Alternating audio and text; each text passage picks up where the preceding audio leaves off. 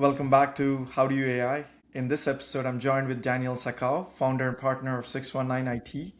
We'll get into what Daniel's IT company does and how he's bringing AI into his business. Welcome, Daniel. Raj, thanks so much for having me. I'm excited to be here. First podcast, so excited to discuss AI and all the fun times we're having in this new world, a new era. Awesome. Let's kick things off with a quick intro. Yeah, no, thanks again. I'm the founder of 619 IT. I'm a managed service provider. We have a team of about 15 people here in San Diego, and we work for small, medium-sized businesses and serve as their IT partner and pretty much IT department. So everything from putting computers on desks as they get funding and expand to, planning how they want to adopt AI and setting policies and security, and cybersecurity is a huge part of our background that I'm sure we're going to get into a little bit later too. Awesome. Thank you, Daniel. We are going to kick it off with the AI show and tell. So, whenever you're ready, let's jump into some of the cool things you're doing. Absolutely. Yeah. So for the AI show and tell, I just want to give a little background. I'm a hardware guy. Like I like Legos and building and putting, the bricks together and making the thing that makes the thing run. In our business, we run a data center, which is kind of like the Legos for IT. And when I had my ChatGPT aha moment in the very beginning, I kind of went back to okay, what are the bricks of this thing? What's the Legos? What are the things that make the whole thing work? What is the data center? And, as you start peeling back the onion, you start realizing, it's a lot of VRAM and a lot of parallel computing. So we're all, hearing about NVIDIA with their ridiculous valuation and all that, and all the power that they're bringing and the architecture that they're bringing. So my mind at the time, my first thing was, let's build a $4,000, gaming computer and see what we can do locally. And I was a little early on that because we didn't really have models that could do much locally then. And we've progressed quite a bit. And I've kind of moved from the, overbuilt gaming computer to now I'm on a Mac Mini, which I didn't think was going to work.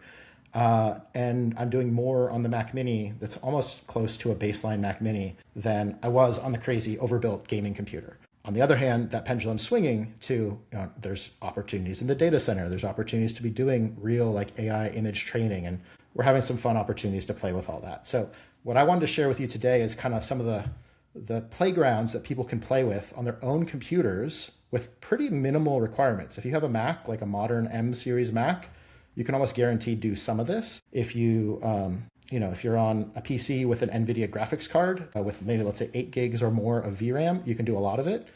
And this is just kind of scratching the surface though, because we're going to be getting really crazy computers. Like the next era of computers is going to be on us. I don't know how much you or your audience, imagine your audience would be watching the news on this kind of stuff. So, the DGX Spark was like the Mac Mini from NVIDIA that runs Linux and has 128 gigs of unified memory, kind of like VRAM, but can do both. My meager Mac Mini I have at my home has 16 gigs of unified memory. So I'm a little bit more limited on what kind of models I can run, but we're going to start seeing a new era of computers and things that we're going to be carrying in our laptop bags and on our desks. And so that's kind of where my curiosity goes is, what does that next era of computing look like? What can we do now? And what's practical? So yeah, I'll dive into some of that. Awesome. So sharing a window. So the program that I play with often is called LM Studio. LM Studio is free. You can go download it, on the internet. I can pull up the link for that later or provide it. And it looks a little intimidating, but you'll also kind of realize it looks similar to your ChatGPT. And it also has more capability now. The thing that I'd want to walk people through as they're playing with these types of things is, or I guess the first thing is, why would someone want this? If you have data that you're worried about, you've signed the enterprise agreement with, Claude or whoever, but you really don't want the analysis leaving your computer. You don't want any of those types of things. There might be a good use case for, I want to run something locally. So, being that I mentioned my computer here has 16 gigs of RAM, I want to run a model that sits within the 16 gigs of RAM and maybe even a little less than that, so that I have space for what's called a context window, which means as I build the conversation, it can still remember the beginning of the conversation and then continue. So LM Studio, the first one they say, hey, go download this, is Gemma 4. This is by Google. Llama, these models are by Microsoft or Meta, or not Microsoft, Meta or Facebook. And there's a whole bunch of them. So you can go on LM Studio, and the first thing you do is go download the model that you think you want, and you might do some Googling to figure out what kind of model I want, and then you can figure out how it gets really technical really quickly. Just download the first model it recommends, which is really this Gemma 4 one. Once I have a model, I can go in and load it, and I can choose, hey, I want to be running the Gemma 4 EB, and it's going to be loading that. You can see it's like pushing that whole model into my VRAM or into my unified memory in my Mac. And depending on if you have like, the M4 Pro or the M5 Pro or the M4, you're going to get pretty good responses. It won't be as fast as your ChatGPT experience or something like that, because they're running crazy expensive hardware in the cloud. But what we can do here is actually pretty cool now. So similar to like, let's say our, I don't know, let's see. So system prompts are interesting. I'll get into that a little bit later. I'll let you ask some questions, but let's just say you want to start a new conversation.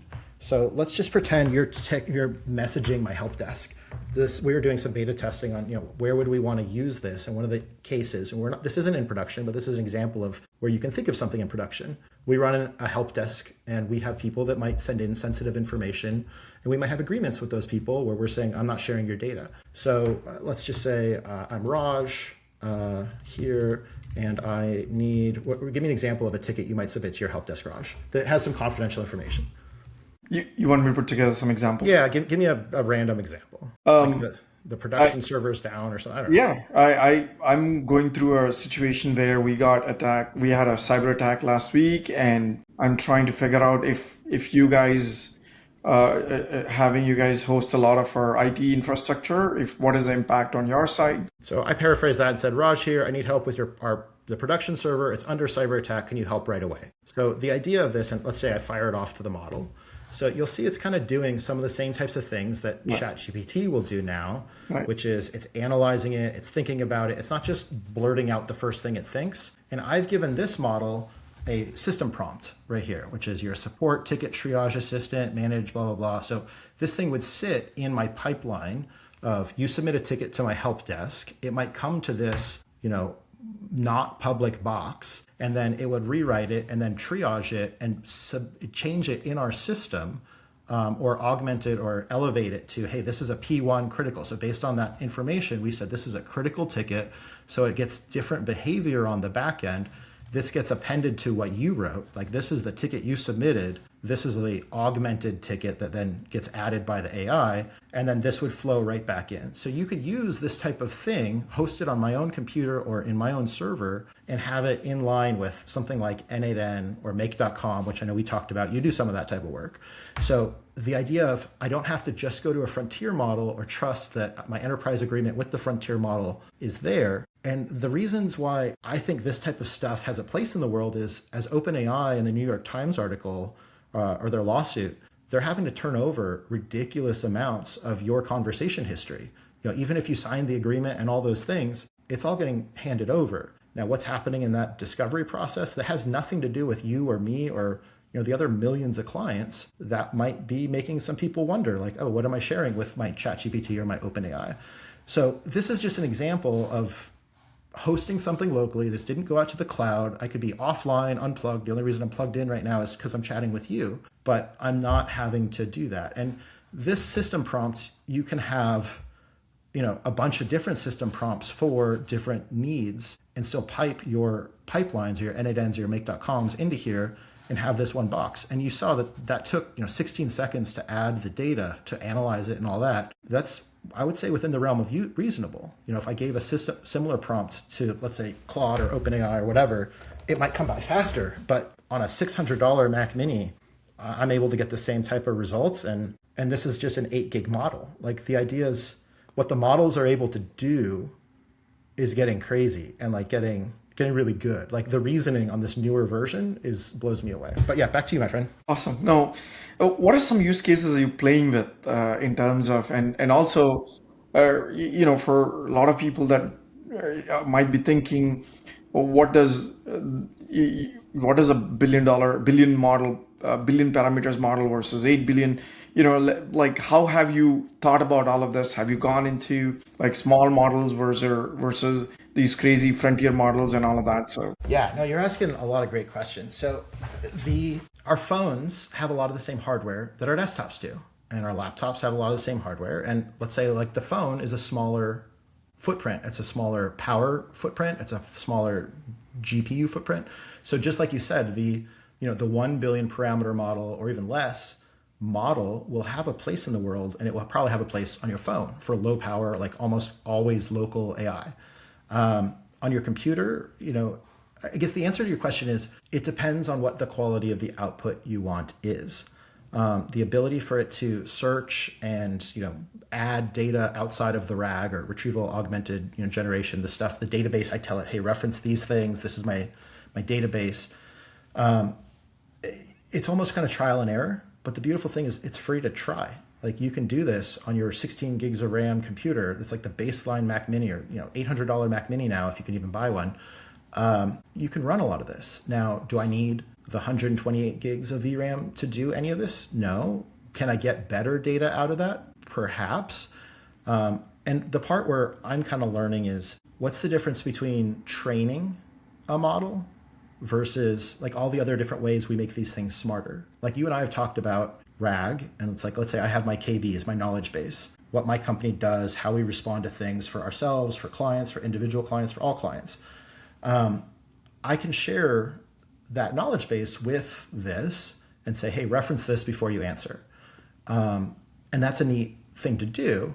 It's not baked in. So RAG is like a neat way to say, hey, let's add our data to the thing and let's go from there. The other side is training, and this is where I'm learning, and this is where you start needing real compute. Where you're really training, you're trying to like make the model, or you're making a new version of the model. There's, that Gemma, the 8 billion parameter one. I want to give it another 2 billion parameters. I have, my historical tickets, or I have my other things, like how we've resolved stuff. And that's where, if you have the savvy and the ability, the value comes in the data that you have. These frontier companies are buying entire companies, not because their companies are valuable, but because their data is valuable and they know how to do something with it. So those are the types of things that excite me. And I'm working with one company that's doing robotics and image training. And we're working with some really fun stuff in the data center where we're, hosting the crazy big video cards like we were talking about earlier, like that the frontier guys are playing with. We're doing some of that, but like they have a very specific use case. So you don't want to go drop 300 grand on hardware unless you actually have like a use case for it.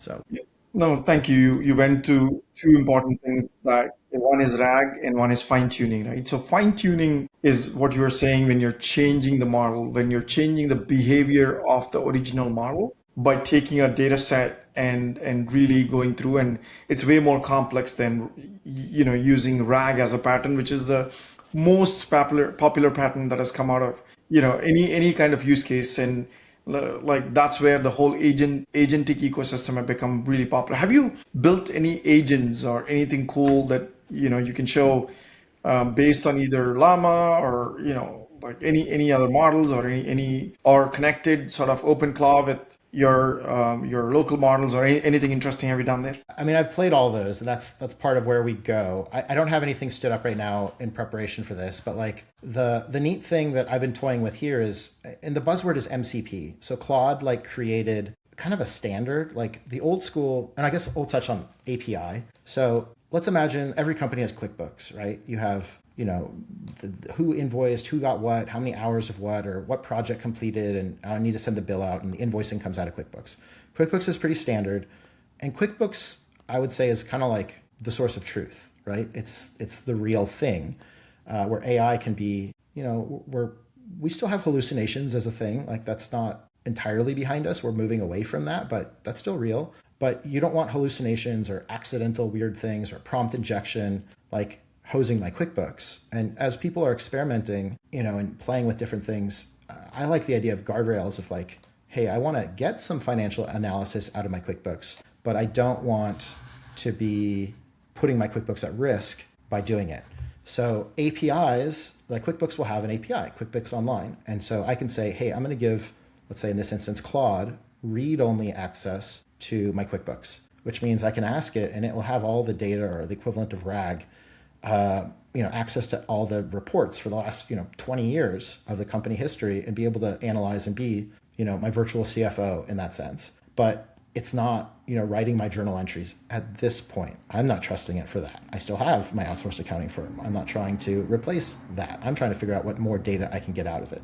So creating one-way API keys or API keys with restricted access is part of the way we're making sure we're crossing our cybersecurity T's and dotting the I's, rather than just like unleashing, AI on everything. So those are some examples where, we'll connect those types of things, but we'll do it with a security first. Like, what could go wrong? What's worst case scenario here? What promises do I have to my clients? What covenants do I have to keep as I'm playing with data? Like, marketing tends to be an easier sandbox to start in. And that's kind of where we started in the company.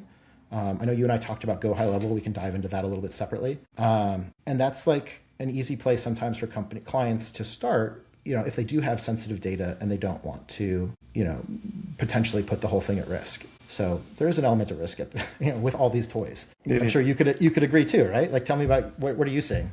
100% agree. I think you talked on MCP. We built brand new MCPs for servers. We integrated with MCPs of the existing ones, and this is what I always tell, right? Guardrails are very, very important in the world we live in. And my baseline is anything that I wouldn't put out there in the real world in an application, I wouldn't do that with AI, right? PHI information, any kind of social security PI information.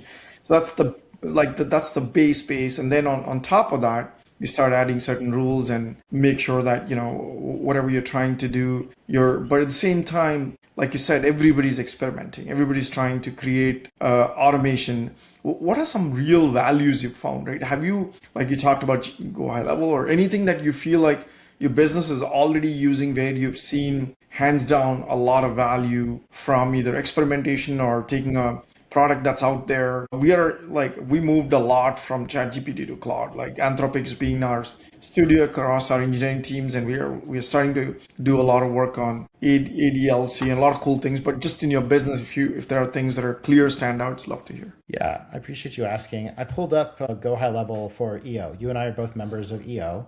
We've both been longtime board members, you by far more than me.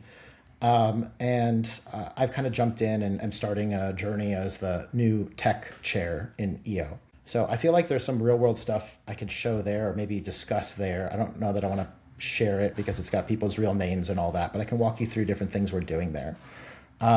So my last year, we're finishing up this last year, I was the membership chair. And in membership, very similar to like sales or Rush in a fraternity or something like that, we have a lot of relationships with prospects that need to kind of go through a series of events. And however much of that we can automate saves real time. Like, let's say we have 100 prospects in our pipeline and there's 8 different stages that we need to walk them through, from we met them to they filled out their interest form to we had a one-on-one and figured out if, they're a right culture fit for the organization, to they had a board interview, to they made their payment, to they got transferred to the next department, which is, the integration where they're learning, they're getting to know the benefits that they've unlocked from joining the organization. There's like 8 distinct steps along that way. And some of them require like scheduling. Some of them require Zoom links or Teams links. And, we have 3 people in staff, and a lot of this eats up their time, or even the volunteers. The EO is a volunteer-led organization. Like, we're a fortunate chapter that we have some staff, but a lot of chapters have none, and it really just falls on volunteers. So my mission when I came into this chair role, or this co-chair role, was to figure out how much of this we can automate. And I started by saying, well, what's my dream? Or not just mine, but like, what's everyone that served this role's dream? And it would be, emails get automated, there's templates, and scheduling almost gets like autonomously done. Links get autonomously sent. Payments can be captured within the platform. Forms are built into the platform, things like that. Notifications happen, reminders happen. And that's what this last year was as a volunteer that I did for EO in this membership department. And we've automated a lot of it. We started the year by saying, what's that wish list look like? Let's put it all on a list. Let's map out our process and then let's build from there. And then we kind of gave some value to what's the thing that sucks the most time, what's the highest use, or what's the biggest win. And we kind of try to tackle that first. So our internal team member helped guide a lot of that. Our internal staff member at EO said, Jennifer, what she's dealing with the most and what takes up the most of her time and the rest of the staff's time. And then, we sampled everybody. So it starts with like real world data of what do you guys want to see? And we've kind of taken that approach similarly for our clients. EO, I feel like I could talk about a little bit more, openly here versus some of the client stuff is similar in the approach we take. And that I want to know from people what matters, because what matters to you might not matter to another company, and what, is part of the day that you actually like or brings you joy. I don't want to take that away from you. So in this case, we looked at what should be automated, what shouldn't be, like the get to know the person and see if there's a culture fit. We still want that to be a one-on-one Teams or coffee or something like that. That's not just here's your, interview questions. Here's 20 questions. We'll call you maybe. Like that doesn't feel like an organization I want to join. So there's still like finding where's the human component and then what do we automate? So we started by, I call it a swim lane exercise, where we identify all the systems and we put them in lanes, kind of like you can do it in Excel. Like if you don't have, we use Lucid Chart, and maybe I can pull one of those up and share it with you. But we use Lucid Chart, we list out all the systems and the client is on it, all the team members are on it and all the systems are on it. And you draw out stages for, what the current process looks like and what the dream process looks like. And you might put we would put lightning bolts on the ones where we wanted to see automation. And then we would note below what that automation would be. And just because we wish for it doesn't mean it happens. There's still work that has to happen. And I think Go High Level is the CRM we use in EO San Diego. Other chapters and nationally I've learned now we're moving towards HubSpot. But a lot of these principles work in very much the same way. So the process of figuring out where your dreams are in your organization, what should be streamlined, is all kind of the same. And then from there, we just made the list, prioritized it, and started knocking things out one a week. So at this point, I'm handing off the membership, role to the next people taking this on in a very different place than where it was handed to me. There's a lot of membership, there's a lot of automation in it. We're cloning. That's the other neat thing is this pipeline and these automations don't just apply to our pipeline. They apply to, we have another, junior, a feeder, I don't know what you call it. We have another organization in EO called EOA, the accelerator. They go through all the same stuff. And so we're able to clone this and make them their own pipeline and replicate a lot of the work that we had to do over a year. We're able to turn on for them in less than a week. So the speed at which you can do stuff, but it kind of starts with those interviews, that intentionality, and then really getting a vision. So I don't go into any engagement with, I have all the answers. I go in with a lot more curiosity and questions than anything else. That's the right value of even AI is if you keep asking the why, I think you'll get better responses on any prompt, on any kind of interface you're trying to interact with. So I agree the mindset, and I think that totally makes sense. I don't know if there's anything you can show on the GHL or any other tools. Otherwise, I do want to talk a little bit about the whole murmurs around, a lot of companies finishing their whole blowing through their tokens in a matter of weeks, months. And that's Yeah. the whole data center. And I think there's going to be a wave of how people really go away from the excitement and to more realistic, like what's a good way. Obviously, there's a lot of value that Yeah. these, frontier models and agents and all these companies are adding, but what's a good mix? And I feel that's where a center strategy of having your own, using open source models or using SLMs, small LLMs and all that could be huge. Like token optimization is a real thing now. So I'd love to hear your thoughts. Yeah, you're right on trend with, and thank you for teeing that up. That almost what brought me back to the, hey, what can I host locally and what can matter for us locally? So I showed you LM Studio. I can go back to Leads, Go High Level and show you what a workflow looks like in there. We can go back to that in a second. But the idea of token costs, it's like we saw Uber, become the taxi system, right? Like Uber, when I'm going to the airport, it's like Kleenex. It's a verb. I'm going to Uber to the airport. I'm not going to grab a taxi anymore. Like they've subsidized. They're buying the model to the point where they own the space and the term now, right? So we're in that phase where ridiculous money is being thrown at, hey, let's just give everybody the kitchen sink and kind of make it free-ish and see what they can do with it. And then let's get them hooked. We're seeing startups get, here's $100,000 to play on the Google platform. Here's $300,000 to play on the AWS platform. And it's neat to build that and play with that and have access to some of these neat tools. And let's say you get past your first year or your second year, what kind of burn and expense land do you want to have? I'm not saying don't take those freebies, like learn. We all need to learn. And if someone's going to give you, real money on real architecture to play with, take it. It's there for that. But as you do it and you come closer to the end of your year, or you're growing out of your $200 Claude plan, or what, you can do in API land, you'll eventually start asking like, hey, what kind of bill do I want for this stuff? And even in EO and the AI group in EO, we have some people that are playing, within the 20, and some people playing the 200, and some people spending $3,000 a month. And it's and I'm sure there's people spending more. And as you get into larger organizations, those AI bills, very similar to like the cloud bills, start to skyrocket.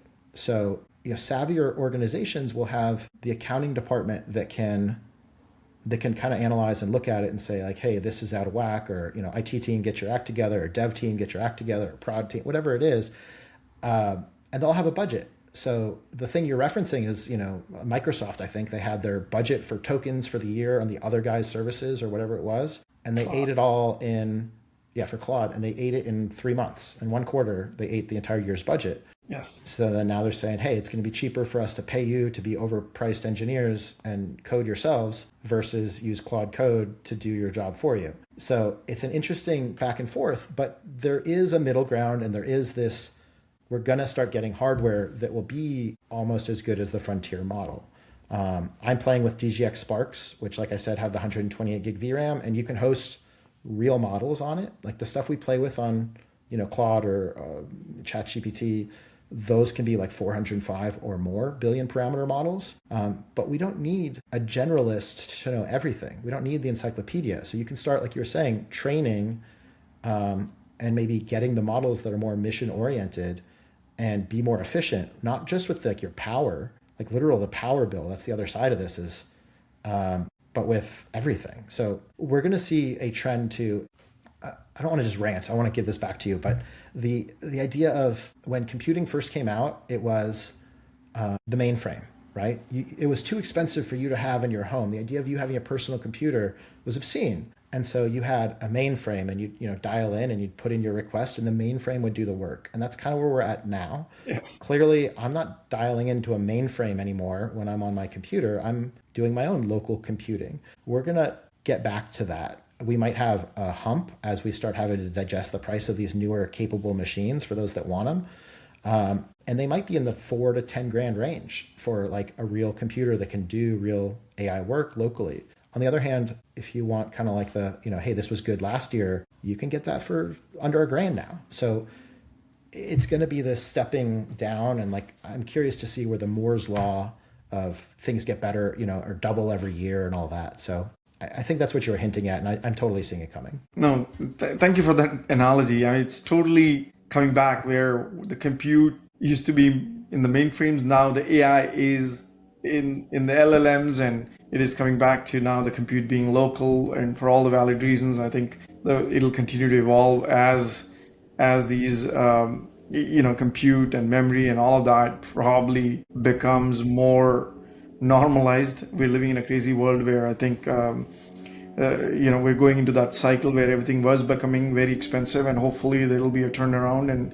they'll become a commodity in time. You also, just curious from a application side of the things. Again, I think we talked a little bit earlier, but now that from a business function, one of the questions I always think about is, at the end of the day, what is the purpose of any of it? Is your revenue growing? Is your productivity increasing? That means that your costs going down.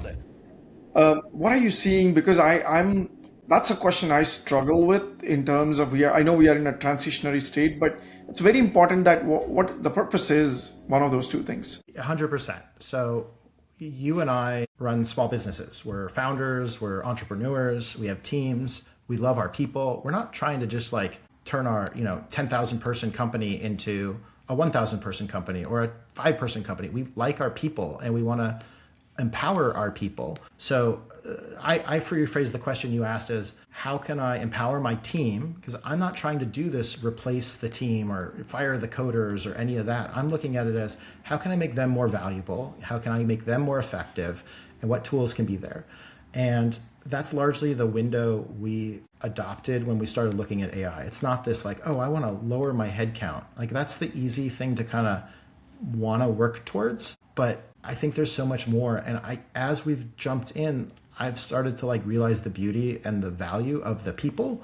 And I think that's where a lot of this is going to swing back to is you brought me back to like this question of, I was the young, one person startup guy. And I was like, oh, I need to build the perfect system. It's all about the system. It's about the computer. I need to build the perfect thing and then it will all just work. And there's some truth to that. And there's still some but the unlock for me was learning where being a good leader and where motivating my people and building a vision and sharing and inspiring to work towards that vision, and then having people like go to bat for you, that's what you're never going to get out of a model. Like, you'll teach a model and a system and a pipeline and automation how to do the thing, but keeping your people happy and the human relationships, I'm seeing it more and more, like there's still a need for both. And it's not just this, hey, build the perfect system.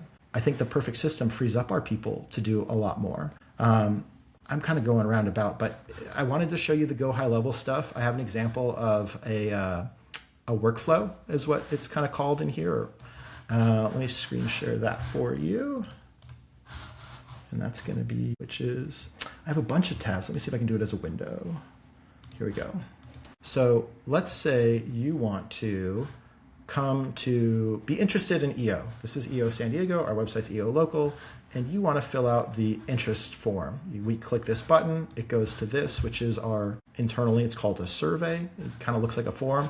There's a few steps to it, and then ultimately that data, the submission from that, comes into this kind of like fancy thing, which has some logic to it and has some different triggers or conditions that start it, some different sorting on based on your answers to the questions, what we want to, what pipeline we want to put you in, because we have the EOA pipeline, we have an EO pipeline, or, you maybe sadly aren't qualified yet, but we want to put you on our mailing list so you can still learn more about us and maybe revisit when you do qualify. So that's kind of like what this does. So the trigger here is someone filled out that survey that I mentioned earlier. That's the trigger. As soon as that happens, it goes through. It copies the data from the survey to the contact so we can capture it in a more usable way. And then we say, hey, do they qualify based on our criteria right now?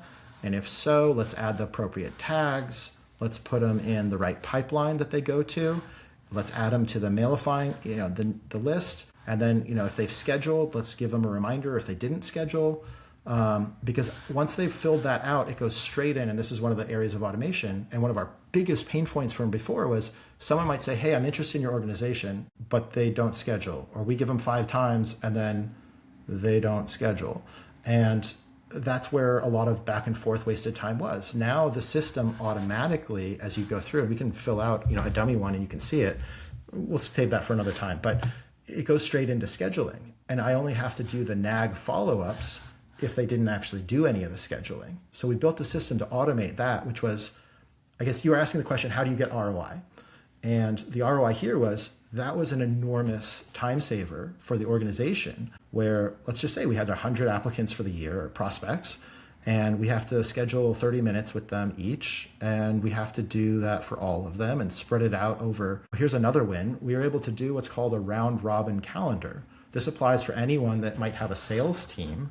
Let's say you have 4 people on your sales team and you don't want to just keep getting, Bob, because he's a B on the alphabet, he gets the scheduling link and he gets all the leads because he's the first one on the list. We built a system where it automatically hands them out based on who had the last one, and it keeps going. There's 4 people on our committee and we're all able to share it. So one, it becomes more equitable for the sales team, or in our case, the interview team that had to do the interviews. We were able to spread that load more evenly. So it didn't feel like in the beginning, before we had that in place, it felt like one person was getting all the interviews. So just putting things that made it more equitable was helpful.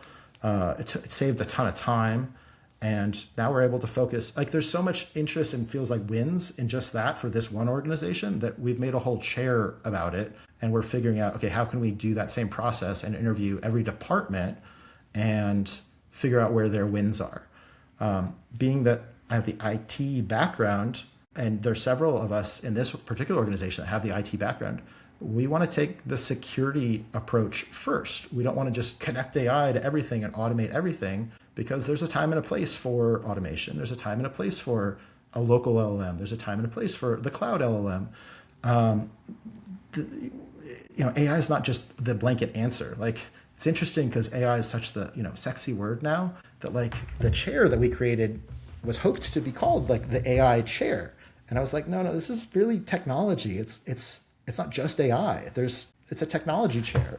So we backed it off and said, okay, let's call it the tech chair, and I think that's really what it is. Like, there's a phrase that I feel like is my favorite phrase from our fearless leader, Jensen Huang, that CEO of NVIDIA. I'm going to paraphrase it, but it's like, IT will be the HR of AI agents. And I see that for you, I see that for me, and I feel like that's where we're going to sit at the tables. Like, yeah, it's going to get to the point where anybody can do this, but once you start managing it at scale and you have turnover and people that built it or vibe coded it or whatever it was, and then they leave, you're going to need some transitional ability to run and maintain the things. And that's where I think, technologists like you, or developers like you, and technologists like me are going to end up sitting at the table is running these things and building them. And you don't want to overbuild them, but that gave me my like, okay, we're not going to just get automated away. And the more I'm in it, and the more I'm doing these types of projects, like the more I'm realizing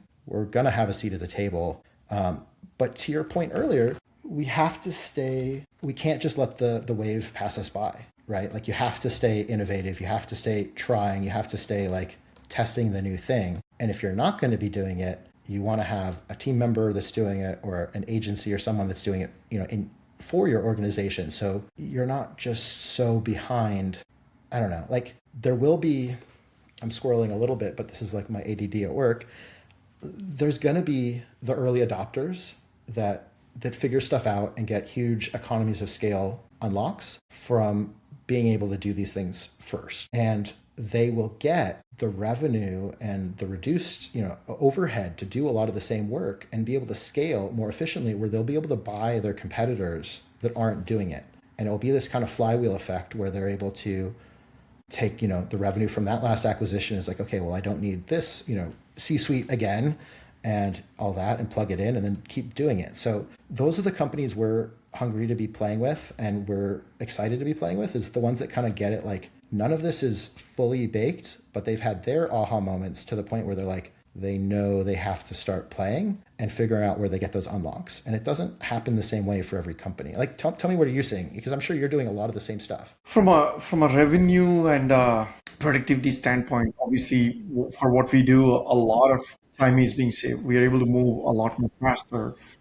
We haven't laid off anybody. So to your point, 100%, the goal is, I see everything as a force multiplier, and how do we amplify the team? And I want the team to grow and learn and build sort of the 2.0 version of Bitcart. So we are doing ADLC, which is AI-driven software development lifecycle. We're building agents. We're doing a lot of that. So, and a lot of that we are natively doing, and we want to be the early adopters, to your point. So we're definitely finding a lot of efficiency in every aspect of how we do things. And I want to use this as an opportunity to build those systems in place. And that's how I'm seeing.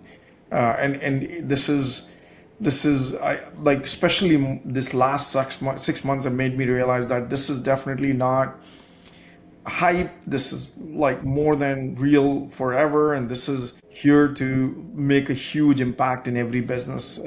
So I think that's where I feel things are going. I couldn't agree more. Yeah, we're past the point of its hype. Like, there's so much, that Uber money I was talking about, the VC money, there's so much of it just being poured on that it's gonna start doing something more real for more people. And just in like, the year or two, I'm sure you've heard the phrase and it's played out, but I feel like it applies. Like, it's never going to be dumber than it is now. Like, right now, it's the dumbest it's ever going to be, and the rate of improvement is ridiculous.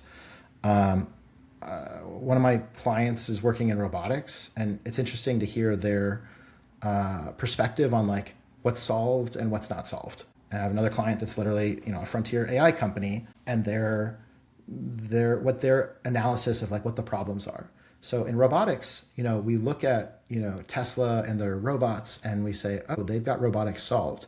Well, the first one was someone wearing, spandex and looking like a robot and walking, funny. It was a person. And then the next one was, someone, in another country speaking for the thing, and they were just remote controlling it. And they're painting the picture of what that robotic future will look like, where you have the robot in your home.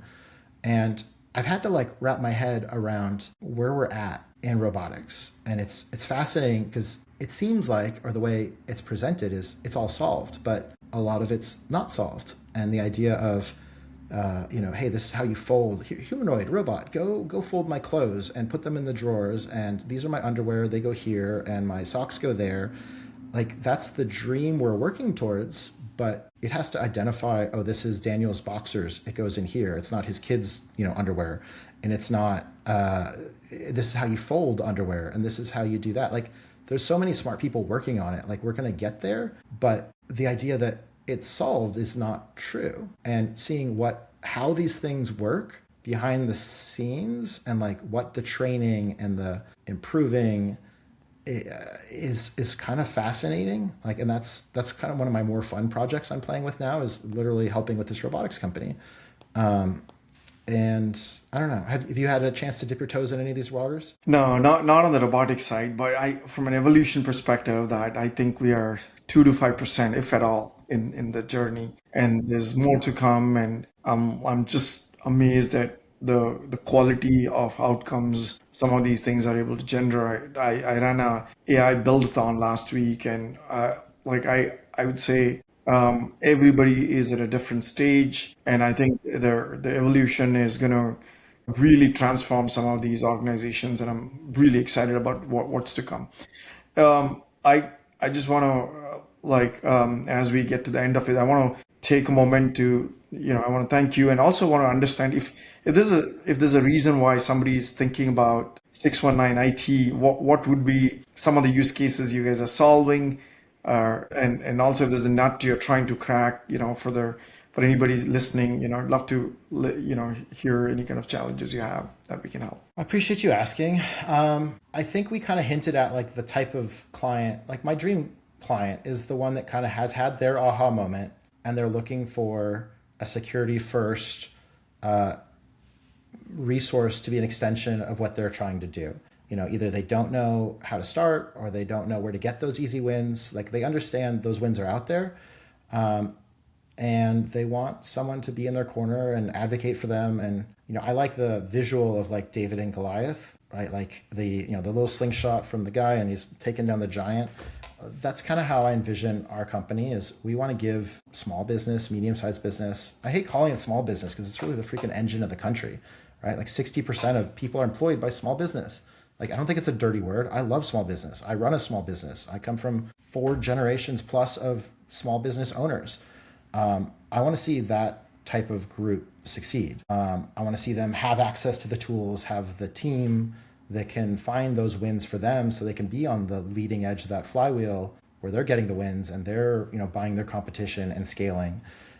Those are the types of companies I want to be working with. Like they don't have all the answers. They don't need to have all the answers. Like I'll wear our good and our bad on our sleeves. Like we don't have all the answers, but that's part of like getting in and getting dirty and understanding where those wins are. Is the answers will present themselves. So we work in all verticals, like from biotech to legal to advertising. Like we love small business. That's really the thing that ties it together.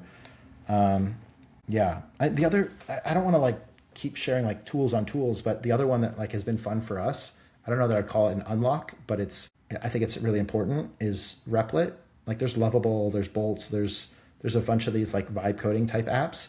I don't know if you want to see any of that, or you'll save that for another day, but that's another one I had in mind that I pulled up something. Cool. Yeah, if you want to do a quick share. Sure. So the neat thing I like about Replit is, and I'm sure a lot of your users are like playing with Claude Code. Yes. And Claude Code is amazing in that it can put build an HTML file in my shared folder on my computer, and it will then, make it look real to me. And I can send that HTML file to someone else, and maybe it will even build a database on my computer.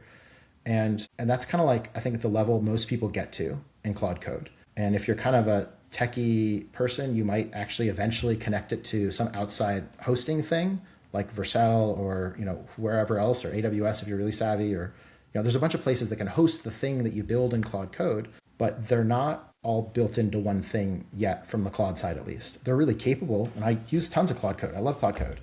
Replit is interesting in that they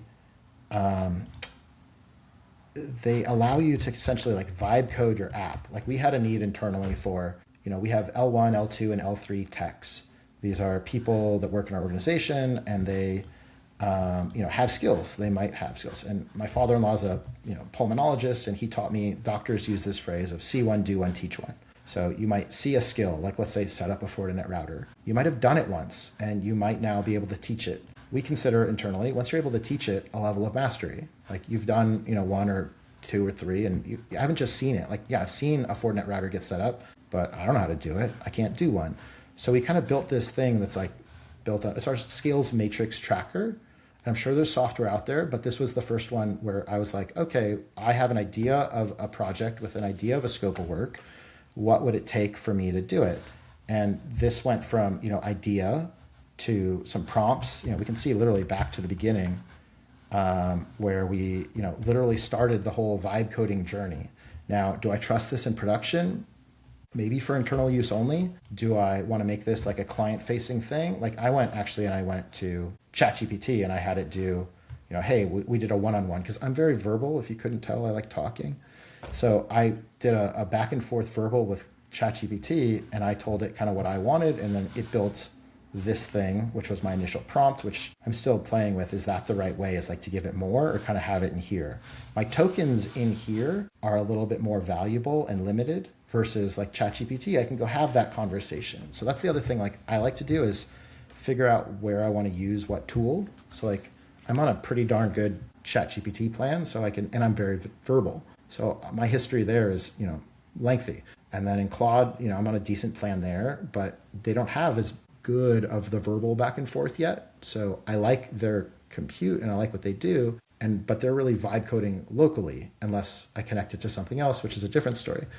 I'm going around in a circle, but the neat thing about this is it allows you to actually publish, and it creates a database, and it creates all the things, and it's pretty darn amazing on what you can do once you're inside. And this is like just literally a vibe coded app. I have to figure out. So I might come back to this another time with you. But right. But this is an example of like a web app that's actually live in the web, where we can go in and log in and say, I'm a tech.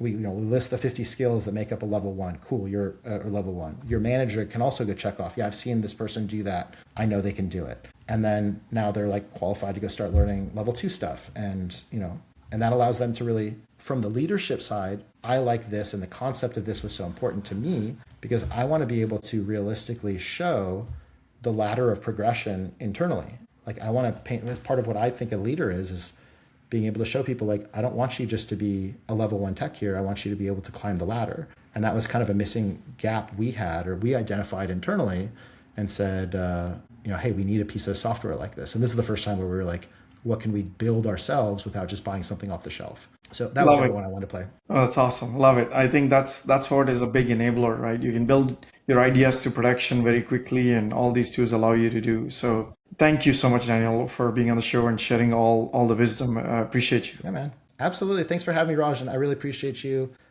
sharing this opportunity and putting this together, and wish you the best, my friend. Be well.